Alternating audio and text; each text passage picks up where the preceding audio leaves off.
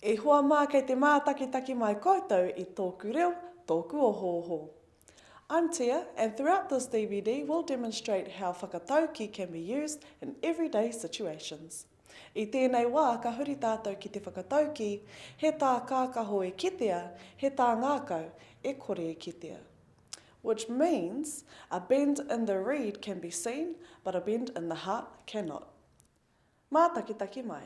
Our crew will make it easy as to understand.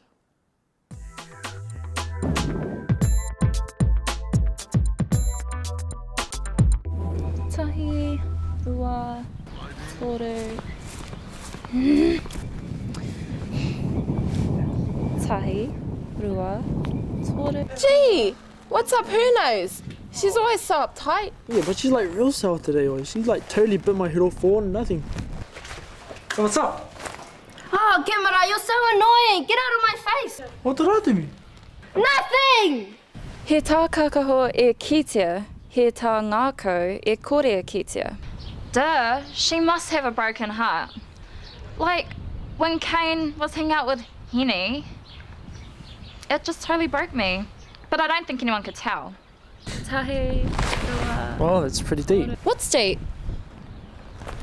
A bend in the reed can be seen, a bend in the heart can't. She got a broken heart. Whoa, that is deep. Cool. Kaua tahi, marua, wha. Oh, Tamia. She's not the sharpest knife in the drawer, but perhaps she might know a little bit more than we think about matters of the heart. Anei anō te whakatauki tua whā.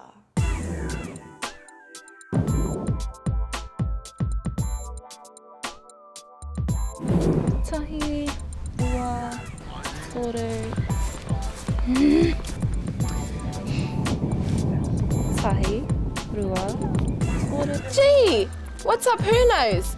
She's always so uptight. Yeah, but she's like real sour today, or she's like totally bit my head off for nothing. Oh, what's up? Oh, Kimara, you're so annoying. Get out of my face. What did I do? Nothing! He tā kakaho e kitea, he tā ngakau e kore e kitea.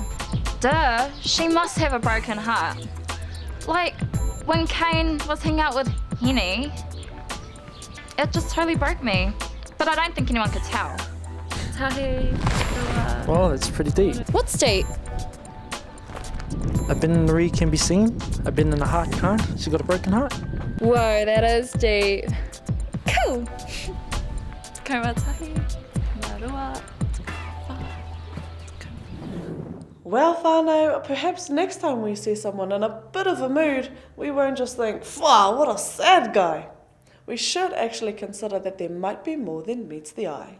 He tā kakaho e kitea, he tā ngakau e kore e kitea.